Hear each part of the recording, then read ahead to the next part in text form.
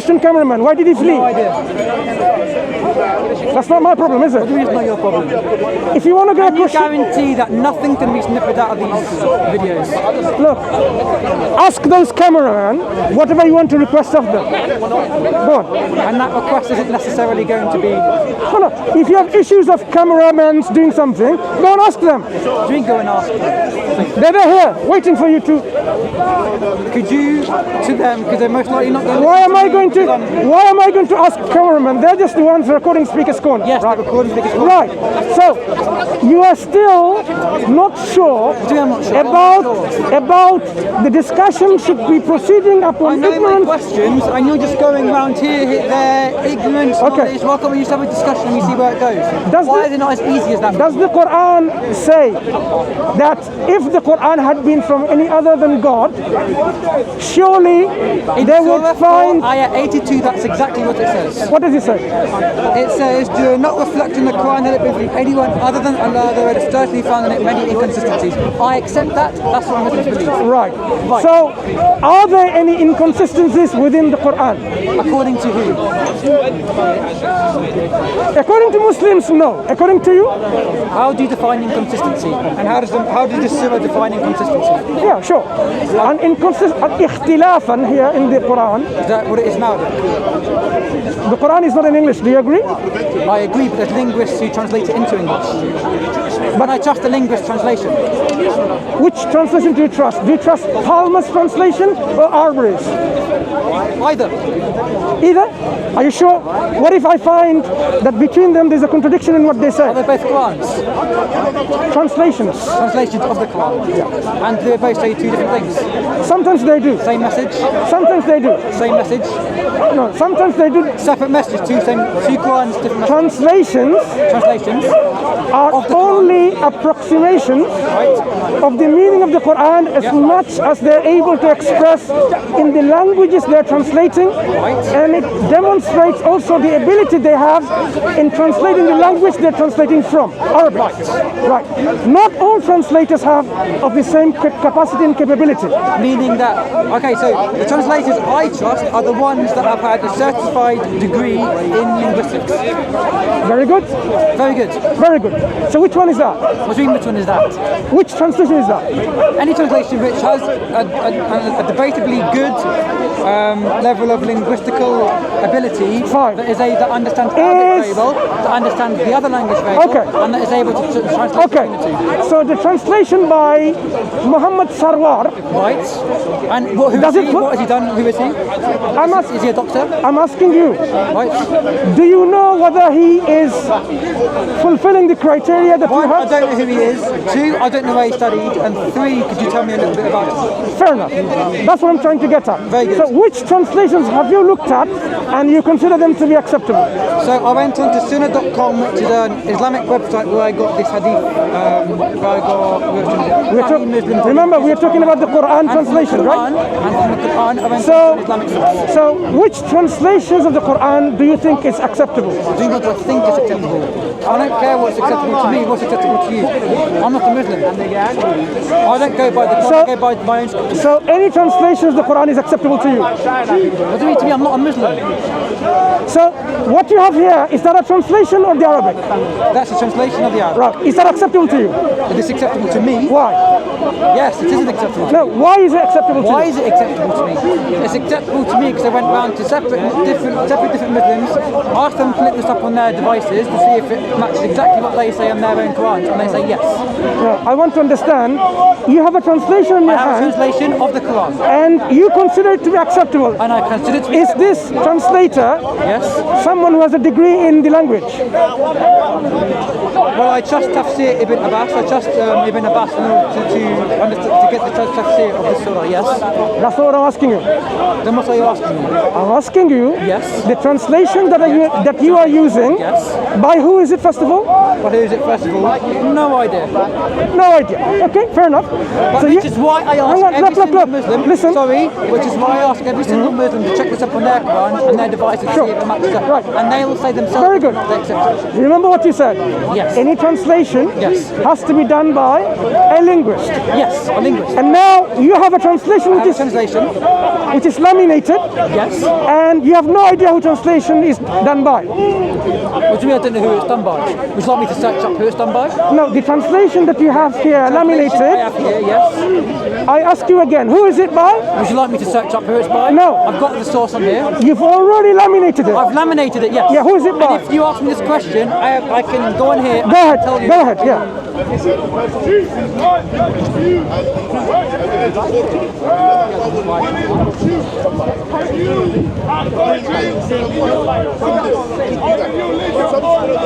So you'd like to know the name of the linguist?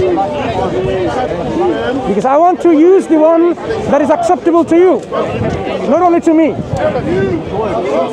To me, do all linguists have the same message in each surah? Sorry?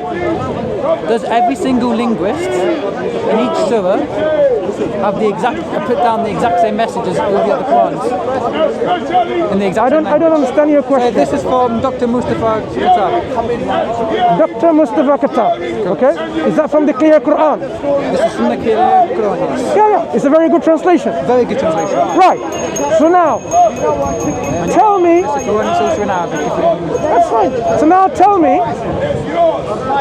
in the Quran, in the Quran, using that translation that you are happy with, do you find inconsistencies within the why Quranic? are you asking me the questions? Why can't I be asking you the questions? Okay, ask me the question.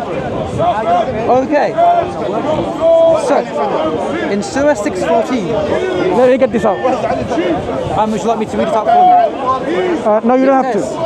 Shall I take for my protector any other than Allah, the maker of the heavens and the earth? And he is that feedeth but is not fed. Say nay. Listen to this bit very carefully. But I am commanded to be the first of those who bow down to Allah in Islam. So submission to Allah. Do you agree? According to Tafsir So- Ibn Abbas, that's exactly what it is. So- submission to Allah. Bow down to Allah in So submission. this surah Yes. we've just read, Yes.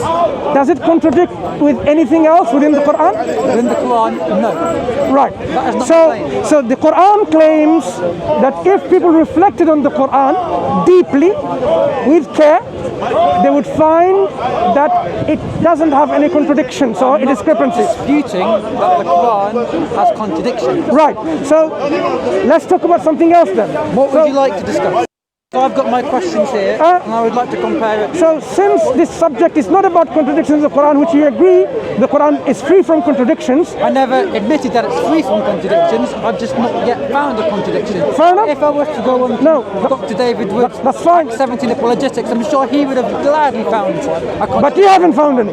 That's fine. Personally, I haven't, because I've not actually looked for the contradiction. No problem. No problem. I've just looked So at this verse until and I found then, a contradiction with one of your, what you call authentic hadiths. so hang on. The Quran doesn't say it is free from contradictions against the history, against this narrations, So that why is narration. it called sahih? Why is it called authentic if it's contradicting? That's my question to you. Firstly, a Sahih hadith Yes, would not contradict Quran. not. It would not. That's the principle. It's not daif, right? It's not weak. In principle, a Sahih hadith would not contradict the Quran. Principle, as Yes. in what? Could you elaborate? That's what we were discussing earlier. We need to understand the principle. Because a Sahih hadith would not in principle contradict the Quran. Because otherwise, if he's saying something which goes against the Quran. So do you accept there may be something in the Sunnah, in the Hadith, which may contradict the Quran? That's There may be many statements attributed to the Prophet yes, in a number of collections Right. which may go against the Quran. which may go against And the Quran. if it does, And if it does? then we know that this cannot be Sahih. Then it won't be Sahih. Yeah. But you believe that Sahih Muslim is definitely an authentic Hadith. Firstly, Definitely, 100%. firstly, Or are you following blindly your Firstly. ulama? firstly, let's understand one thing. Collections of statements of the Prophet Right? is to understand what he said and what he did, right? That's the Sunnah, yes, I understand that. Right. I'm not completely ignorant. What is the prime or the most core message of Prophet Muhammad in his narrations? What do you mean his core message? That Allah is one God. Allah says in the Allah is one God and Belief in Allah and that He's the final prophet. What is it? The Shahada. the core message is Allah is one God. Yeah, what is it? The belief in all the messengers, the six pillars of faith, right? Belief in Allah, belief in the angels, belief in the messengers, belief in the books, the Torah, the Injil. Okay. They're the six pillars of faith. Right. Very basic Islam. Do you disagree with them? Do I disagree in the point of view of a Muslim? No. You as a person. As what? Me as what? As a person. As a Do I person. disagree with what? Do you disagree with these teaching of Prophet Muhammad? Do I disagree? Sallallahu alayhi wasallam. Yes, I disagree with the teachings of Muhammad. Can we move away from here because the brother is speaking, so we can go to one side? Absolutely. Yeah. Okay.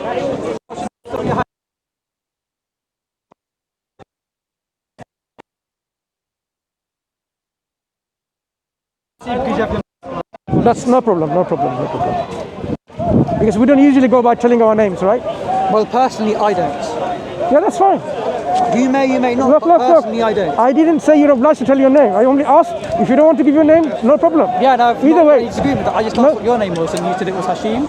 Mansur. Mansur. Apologies again. No problem. So, Thank you for the respects. I've had a couple of debates around here earlier on, and I did not get the same respect you're giving to me, so I do appreciate that. no problem. I just hope the people who are discussing with you, they should really, get more elevated into their character a bit more. Absolutely. Yeah? The enthusiasm, the character, exactly. I'm glad you've kind of understood the way that you give your dawah to people. Very good. Okay. I wish Christians could learn a thing or two from you. Thank you. Do you fundamentally agree with the teaching of Prophet Muhammad sallallahu alaihi wasallam? Okay. Which ones in particular that you Which disagree? ones don't I agree with? Yeah. Well, the teachings also being what he's done and that he didn't go against. So when you say done, this is actions. But in terms of his teachings, let's talk about the teachings and we can talk about the actions. The actions, right. What- Do I agree with his teachings? Yeah. Do you mean the core teachings or all of his teachings? No. We start with the core. The core teachings. And then we go into the branches. Okay, let's break it down. Do I believe in Allah? If Allah translates to does Allah include my God in your question? Allah is the creator of the cosmos. The cosmos. So in my view, it's the Trinitarian God. So yes, I do believe in the Trinitarian God, the Father, Son, and Holy Spirit. Do I believe in the angels? I believe in Angel Jibreel. I believe in all the angels. Yes. Do I believe in what's the other one? All the books? No. I don't believe in the Quran as my authentic source. I'm not obliged to follow the Quran. Do I believe in the Old Testament? Yes, but I'm not obliged to follow the Old Testament, and I don't eat shrimp, etc. I think you've heard this argument before. I believe Jesus completed, or shall I say fulfilled, the Old Covenant into the New Covenant. So yes, I accept the New Testament, I accept the Old Testament. I don't accept the Quran. I accept the angels, I accept gods. Do you believe in hereafter? I believe in the hereafter, so in your eyes it's Jannah and Jahannam, heaven Heaven and hell. Do you believe in heaven and hell? I believe in heaven and hell, yes, according to my scriptures. Okay. So when the Quran says God is one and only without any son or We're not children. going into a Trinitarian debate. No. Core message of Islam. When it says there is no God worthy of worship except Allah. Right? And the Quran describes Allah is without a son, without a father, without any progeny, without any lineage, without any parents or forefathers, whatever it might be. So this is what the Quran describes and the Prophet explains this. Yeah, and you believe Isa, or shall I say Jesus Isa, is only a prophet, a messenger of Allah, he is not God himself. Yeah. Us Christians, I think you've heard before, believes he's the full revelation and manifestation of the invisible Father. He's claimed many times that he was according to Christians. We're not getting into a Trinitarian debate, but you said what you believe, I'm not going to say what I believe. Or So the disagreement seems to be the issues which clashes with your belief. which clashes in my beliefs, absolutely. Yeah. Okay, fine. So when you go back to the religion of Abraham and Moses, for example. Moses and Musa. Right, yeah. Ibrahim and Musa. Abraham and Musa, alayhi salam, peace be upon them, right? Alayhi salam. Do you believe their teaching about God is similar to yours or similar to the Muslims? Yes, because Jesus did say before Abraham was, I am. So in other words, Jesus claiming to be God. Even, what's the question again, sorry? Do you believe the teachings about God by the Prophet Abraham and Moses is similar to what you believe as Christian or what Muslims believe in? Definitely what I believe in. Okay.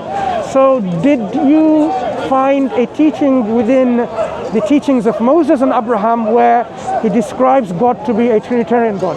Oh, we're getting into the No, you don't have to go. No, you don't have to go to any argument for and against. Is this just for the cameras? It is simply saying, because when you say teachings about God... The Trinity is the way you describe 3 in 1 and what the Christians believe. It doesn't specifically say Trinity in any of our books. We've heard this discussion time and time again. It doesn't have to specify the word Trinity, right? It doesn't, right? Yeah, conceptually. Okay.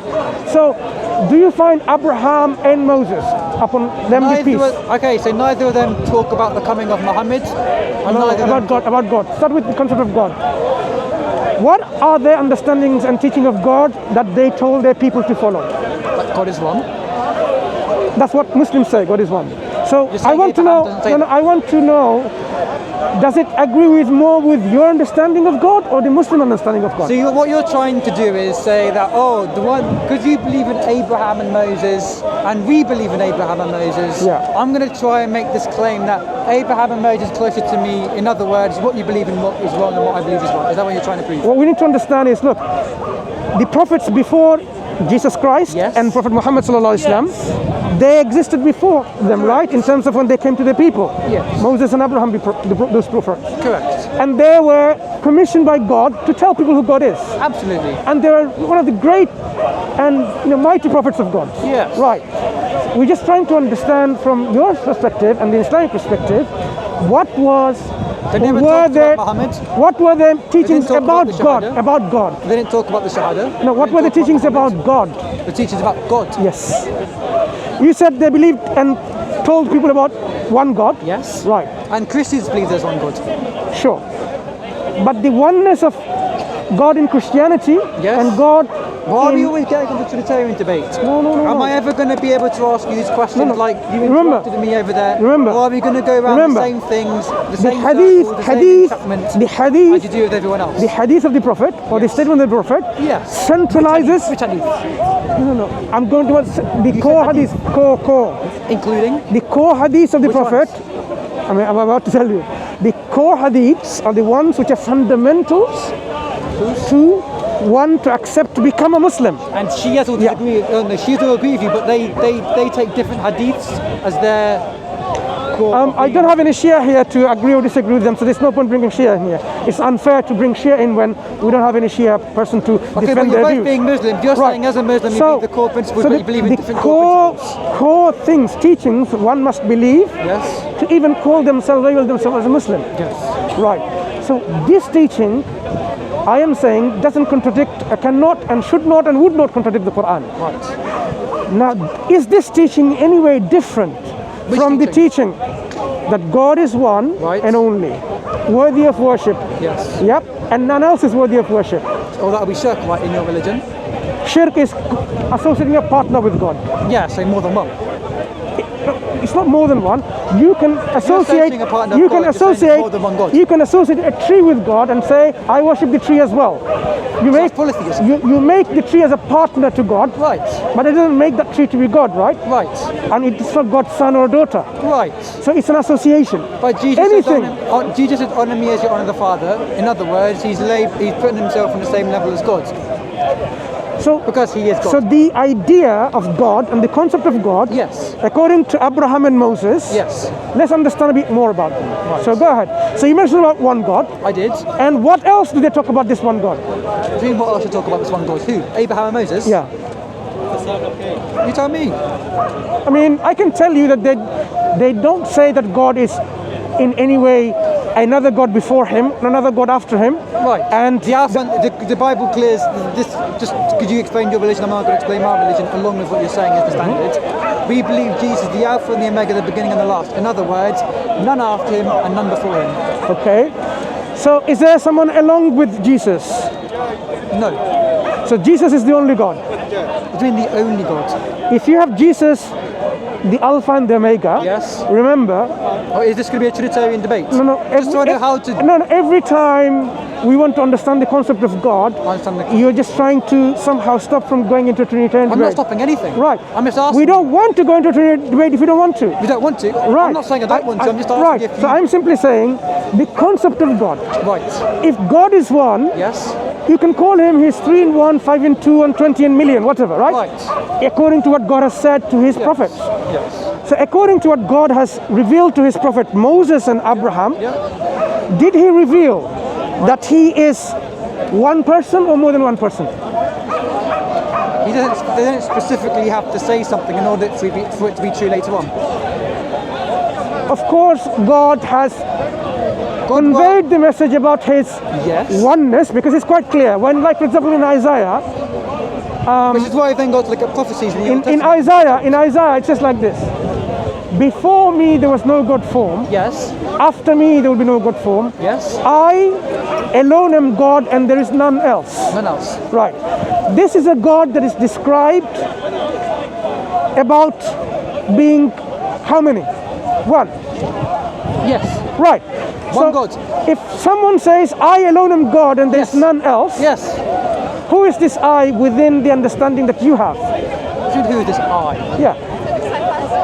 What do you mean who is this I? Because you believe God is we, right? And us. We and us. There are 3 distinct personas in one divine essence. What is there not to understand? They do not share.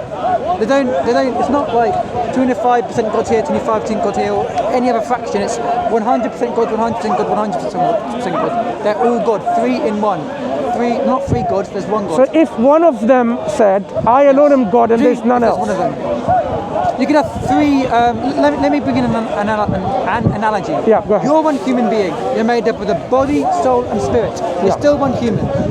Okay. Even though you're one body, you've got a soul, obviously, and you've obviously got a spirit. But then you think about states of matter. This is another example. There's something called the triple point of the water.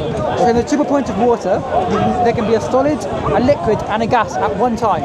Still one state of, they're still distinct states of matter, but they're 3 in 1. What are they? States of matter, distinct, but 1. Okay. Logically it makes sense, and mathematically you're 3-dimensional. Mathematically it makes sense, scientifically it makes sense, and spiritually it makes sense. 3 can be 1. My understanding, the Trinitarian understanding, the Christian understanding is 3 can be 1. If you've got a Dewey Quran, a Wash Quran, and a Hafs Quran, if there are 3 different translations, it's still the Quran. 3 can be 1. Sure.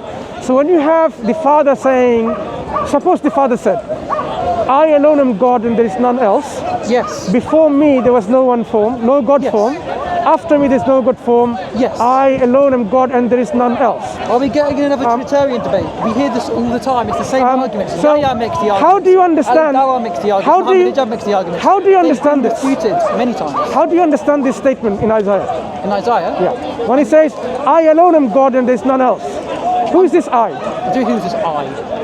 The languages uses I rather than us. Yes. Who is it? Well, I'll need to get the Bible verse up and have a look at it. Okay.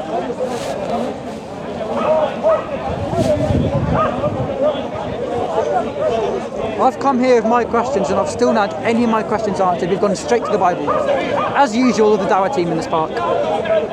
You do it with Bob, you do it with Kay, you do it with all the other Christians in the park. You always go straight to the Bible. I want to talk to you about the Quran and you've gone straight to the Bible.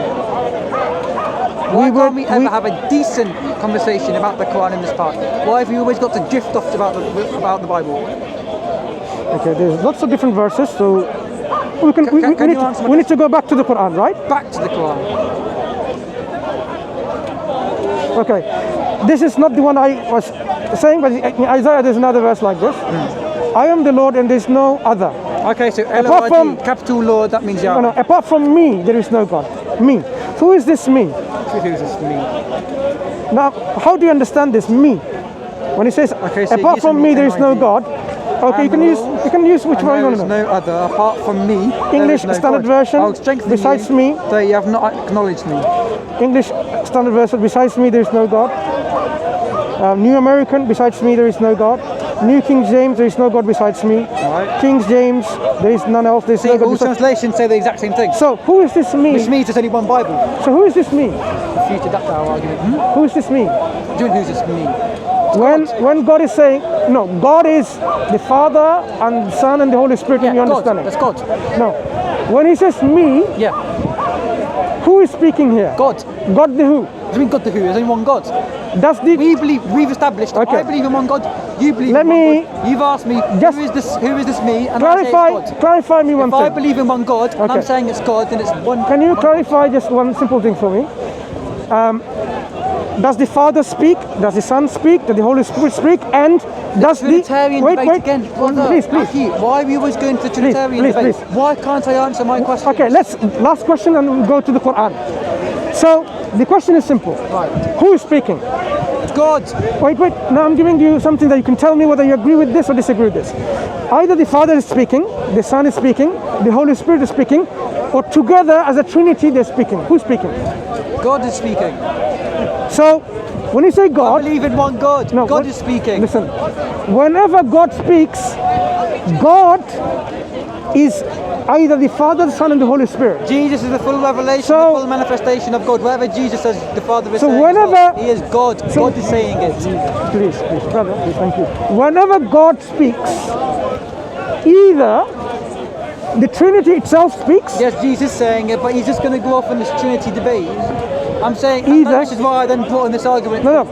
Either the Trinity itself speaks, or the members of the Trinity. This is not debunking the Christian faith. We believe there are three distinct personas. I don't want to debunk anything. You're not debunking anything. I'm simply trying to see whether you understand that the concept of God Prophet Muhammad brought, whether it is similar to what Abraham and Moses brought. Why are we going to the questions that you interrupted me with over there? This is going to be the only question, and then we're going to go to the Quran. Why can't you answer my question? So let's finish this question, missionary. Why couldn't we finish this question? No, let's finish the question about... Why couldn't we finish this question? That's all.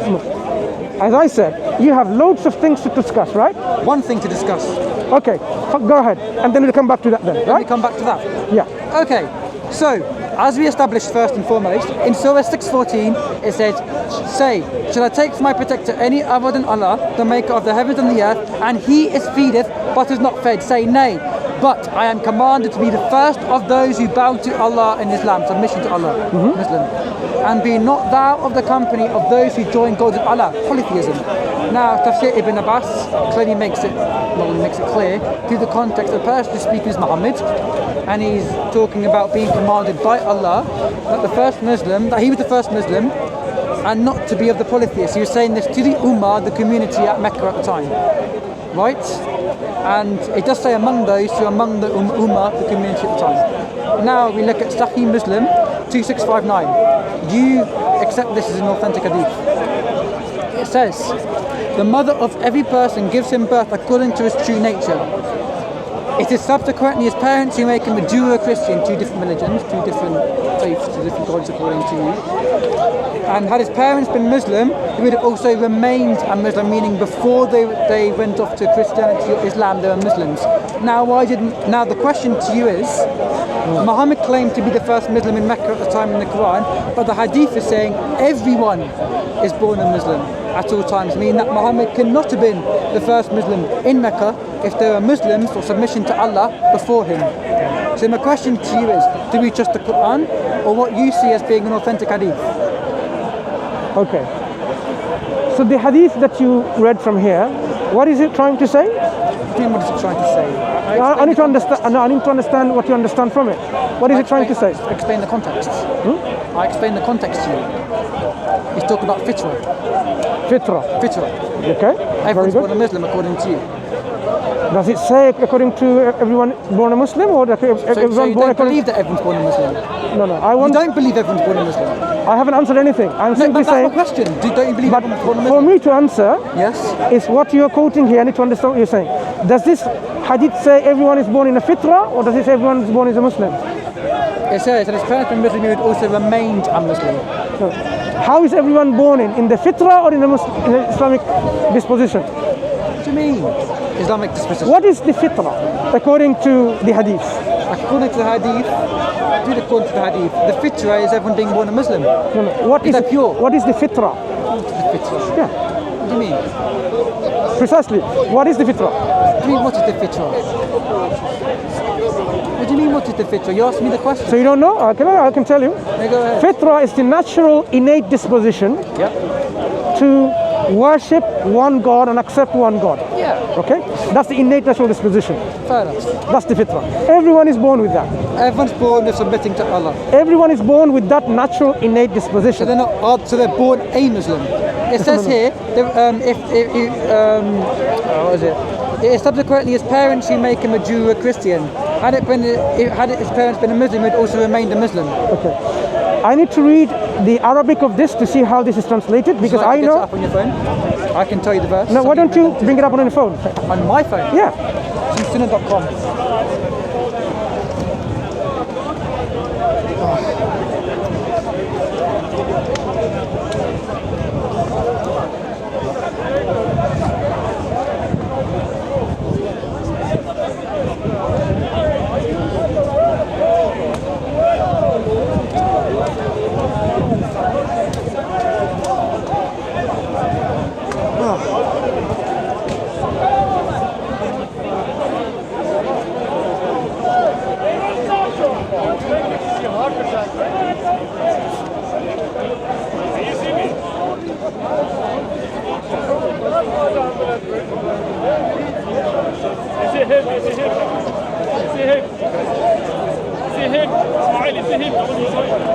Okay.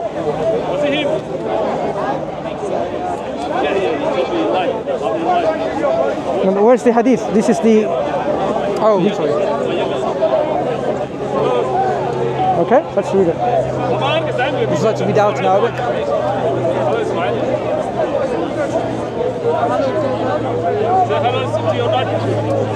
Okay, here.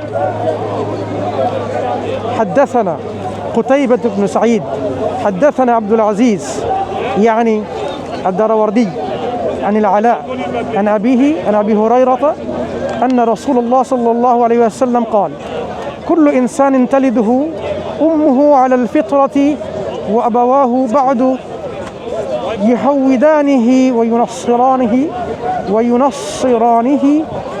ويمجسانه فإن كان مسلمين فمسلم. كل إنسان تلده أمه يلكظه الشيطان في حضنيه إلا مريم وابنها. Okay? Yep. So here, look. So as it says, these are the people who narrated this. Yep. And Prophet ﷺ said, every human being, taliduhu mother gave birth, and al-fitra, in this natural disposition. And the parents then, they make them Jewish or Christian or Majusi. فَإِنْ كَانَ مُسْلِمَيْنِ, if the parents were Muslim, then the child remains a Muslim. Remains a Muslim. No.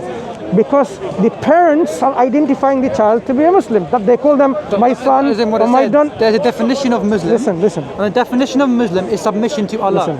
They will have also remained submitting to Allah. When a child is identified in a Christian family, they don't say this child is a Muslim. Do they identify as a Muslim? What do you mean to identify as a Muslim? We don't believe as Christians that when we're Christians. A Jewish person, family, mom and dad, has a child, do they identify that child to them and their family and the community, that child is a Muslim? So could you read the last part again? It says they would have also remained a Muslim. It doesn't say the parents would have called them a Muslim. Because it doesn't matter what the parents call them, it's what they are. It's all about identifying who they are. It doesn't say that. Look, if there are others, what they are. If their parents are Muslim, then they will call and label the child. That they'll be called that. That's what the hadith, in my understanding, indicates. But that's not what I understand. So what do we do? So very good. When we have a misunderstanding or difference in understanding, you should go to a commentary of this hadith. The commentary of the hadith? By who? Who makes the commentary? By hadith scholars. Hadith scholars? Yeah. But scholars have different opinions depending on which scholar you follow. What do you mean? This is, what I'm saying is simple. Now take your phone. Okay, listen to me please, just very quickly. This hadith is narrated in... I don't trust the scholars. Do you know why? Because not all Sunni Muslims believe in what Yasir Qadi says. You can believe or trust... Condemn Yasir Qadi. He said different things to what other Sunni Muslims say. That's up to you to trust or not, right? Yeah, so Muslims believe different things. So when we have a hadith in Sahih Muslim, we have commentary on Sahih Muslim. Yeah. So, if you haven't done so, I can only suggest that you do. Go and read the commentary and see whether the commentary agrees with the understanding that I have or you have. So basically, at this point we are where we are right now, you could be right or I could be right, but we can't both be right. There's one objective truth, at this right? point, there's a differences in our understanding of this hadith. In our understanding, because we're human beings, we have different understandings, we interpret things differently. So it is only beneficial that you go to commentary. As a Muslim doing dawah, you can't tell me specifically what this actually means. Look. You can't convince me on the spot now what this means. I can tell you, but you disagree like you've done, right? Because it doesn't say that. And when you say it doesn't say that, you're just going by the reason why. This is another principle I'm establishing here. Okay, whenever a text is in dispute or in question, one should go to the original text in the original language. So you're saying that Allah can only communicate to the people in Arabic? No. He says you must go to the original language. Listen. Allah can only communicate to the people in Arabic. If there is a dispute over a text, then you must go to the original language, meaning that Allah can only communicate to you perfectly in Arabic. I don't understand what you're saying. Now you doesn't understand what I'm saying. Did you hear that? I don't understand what you're saying. No. What I'm saying is, what you've told everyone in the past. I am misunderstanding. Akhi, please, would you like me to repeat myself I am again? misunderstanding. I am misunderstanding one thing. Because Allah can only speak to you in Arabic perfectly. Suppose there is a text in the Bible. So Allah can only speak to you perfectly in Arabic and any other language. If I explain that to you, maybe you can help me understand it, right? Because Allah can only speak to you in Arabic and any other language. Perfectly. Suppose there is perfectly. He can only speak to you in Arabic and any other language perfectly. If I make my point, maybe you can help me understand it, right? Can he or can he not? I'm trying to say something, right? And in return, you can help me understand it, right? Help you understand the hadith? Help me understand the issue here. The issue here, so you want to go away from the fact that Allah can only communicate to you in Arabic. You see, we are talking about. God can communicate to all of us in different languages. We are talking about, do you agree, a dispute in understanding a particular text. Right. That text could be a text which is legal. It can be. It could be medical. It could be theological, whatever. Right. But this is do you agree? This is the hadith in the religion. Right. So do you agree that when there is a dispute in such a text, the Quran says, I have perfected this religion for you and completed your blessings upon you. Do you agree? What is your understanding of that verse? Do you agree one should? That is perfected and completed in what language? Look, we can go to that. But you as, don't want to though. As you can see, I have some deficiency in understanding the issue, right? So yes. Not you. I have a deficiency. So what does the Quran say? So I'm trying to get some help from you. I'm trying to get some help from you, so you can help me understand the issue, right? Right. So you know there are Jehovah's Witness Christians. They use John 1:1 and say it doesn't mean Jesus They've got a different Bible. We can trace where the Bible was changed. Listen. They're heretics. According to Jehovah's Witnesses, heretics, they use John 1:1 from the Greek. They distort the Bible. No, it's the same Greek language. Same Greek language, but different words. They distort the Bible. They are heretics. No, Mansur, the word, they distort the Bible. Maybe they do, but I'm saying. I don't want to speak for I'm saying John 1:1. I don't want to slander the Jehovah's Witnesses. I'm telling you they are heretics. John 1. They are heretics.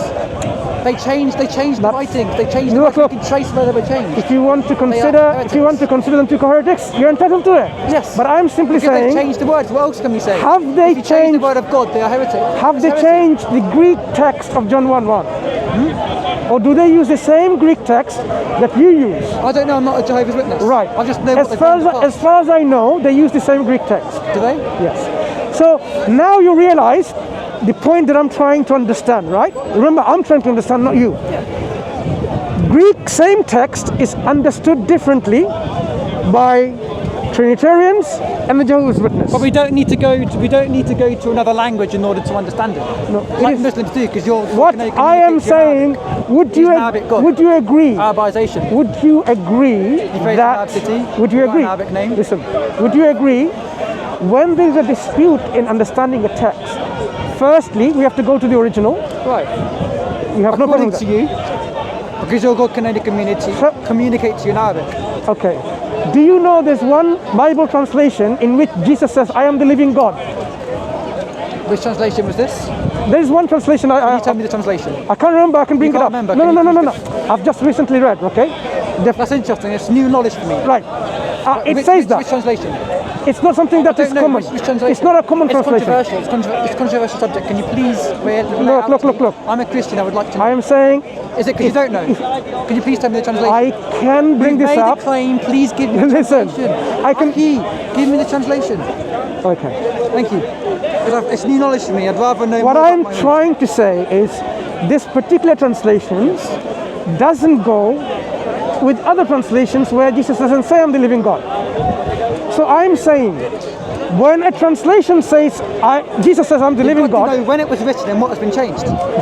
We can trace when it was changed. You can't with Arabic. You've got to go to a different language. Translation, that is the difference. You can't keep comparing. This translation. I see what you're doing, Mansur. I am saying this translation. I can see what you're saying. I can see what you're doing. This translation is in favor of you or favor of me? What do you mean is it in favor of you? Whose favor is it? Which translation? I don't know what translation you're talking about. A particular translation that I'm about to bring. Look, I'm about to bring. Show me the translation. I'm about to bring it up. Just get up. Patience. I'm patient.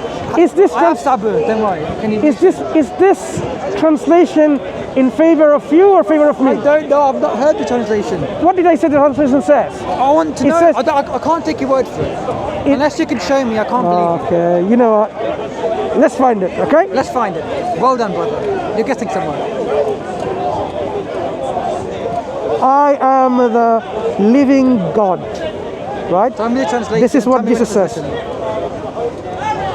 Because I can guarantee there are translations before that which has maintained what's dated back to the early manuscripts. I don't believe it. I believe Jehovah's Witnesses are heretics. Oh, there's a translate. Thank you. Walking Bible, Lex. It's like God sends divine help. Please get Barakallah fiik. You know, there's a translation, Ethiopic or Aramaic or something, which says, I am the living God.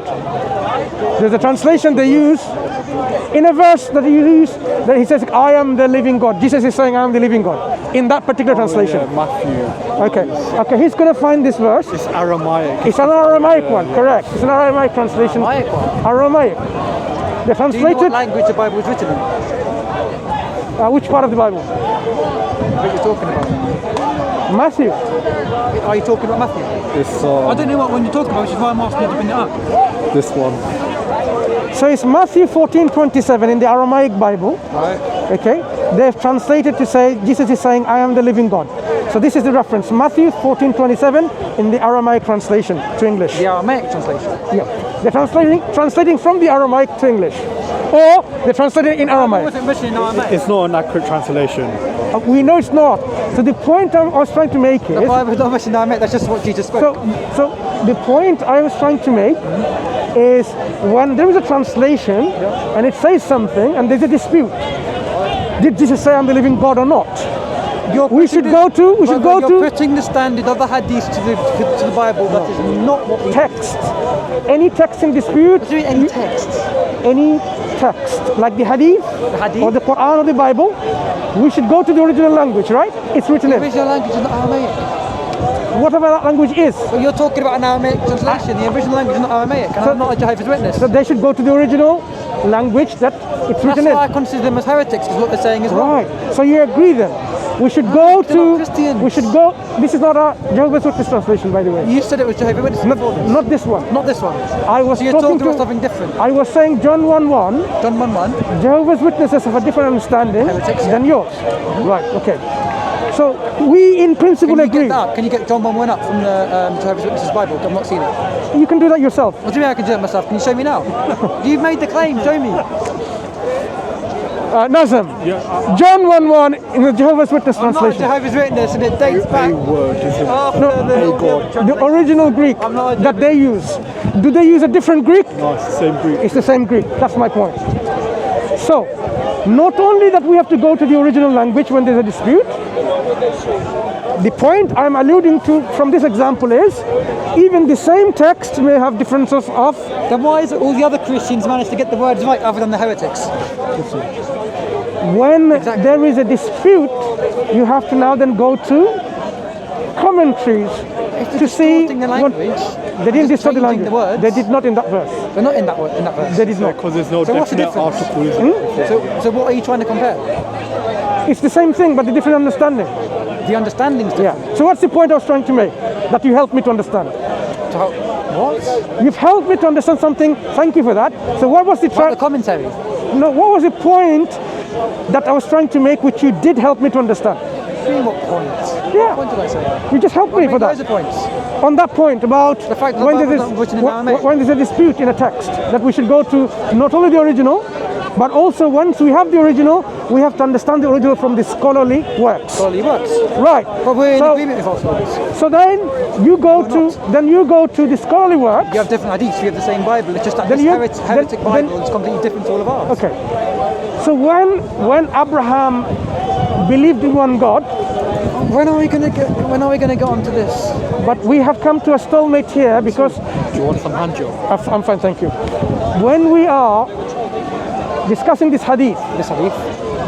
about when the child is with a Muslim parent, Yes. and they remains a Muslim or they are identified as a Muslim, Absolutely. and you are saying your understanding There's no identification here. is different. I am saying It's not an understanding, it's a fact. There's nothing talking about identification. It's saying what they were previously, and what they were previously were Muslims. That's exactly what it's saying. yeah. So I am saying next step for you is to go into a commentary, commentary. because you are not taking my explanations. So you should go to a commentary from a scholarly commentator. May I ask, why should I go to a commentary when scholars are in disagreement with each other? Yasser Qadi says one thing, other scholars say another thing. Okay. Some scholars believe that there's holes in the narrative, other scholars believe there So isn't. how do you? Why, Okay. Which scholar do we believe So in? basically, are you suggesting that you don't read any scholarly works on the Bible because there are differences between them? Well, the heretics have a different understanding of the Bible, yes. And apart from the heretics, We're in agreement. good. So you can leave the heretical scholars. Right. Good. So we've established another principle. Thank you for that. You know, You're very welcome, brother. you're brilliant. You're very welcome. You're brother. brilliant. That's right with COVID-19, but you're brilliant. You're helping me understand a lot of things. No problem. So when there's a dispute, you go to the original language, original text, and then even if there's a misunderstanding or difference of understanding, we go to scholarly works on them, and we leave the heretical scholarship. Right. And are you saying my Yeah. understanding is a heretical? No, I'm not saying I'm not saying your understanding is heretical. I'm saying we should go to scholarly works on the hadith on Muslim, commentary on Muslim. Even though your scholars don't agree with each other.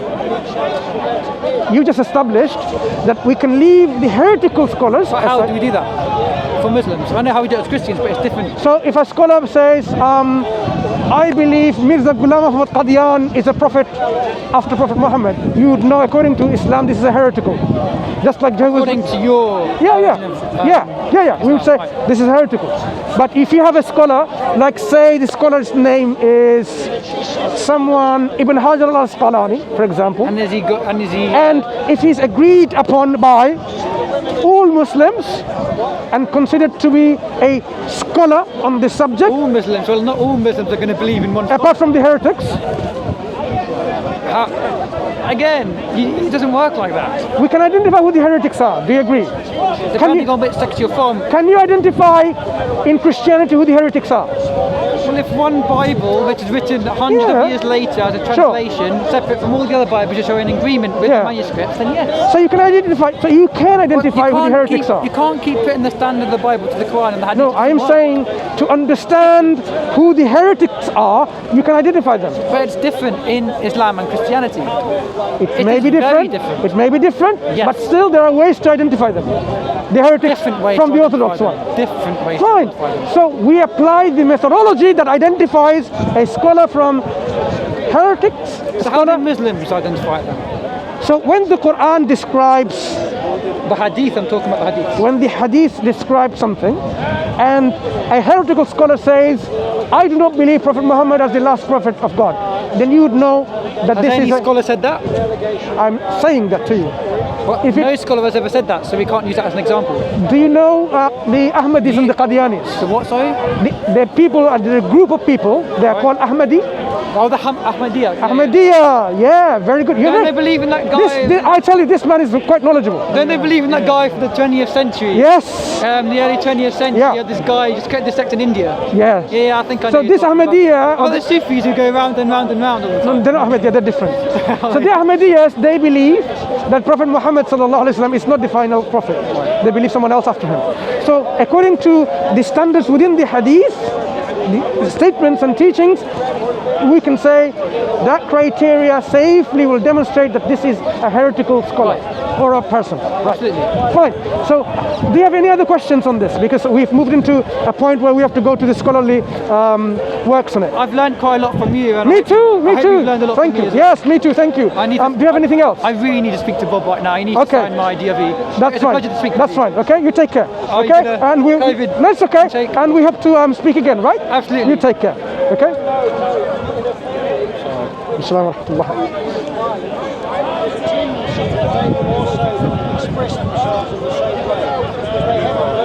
Alhamdulillah.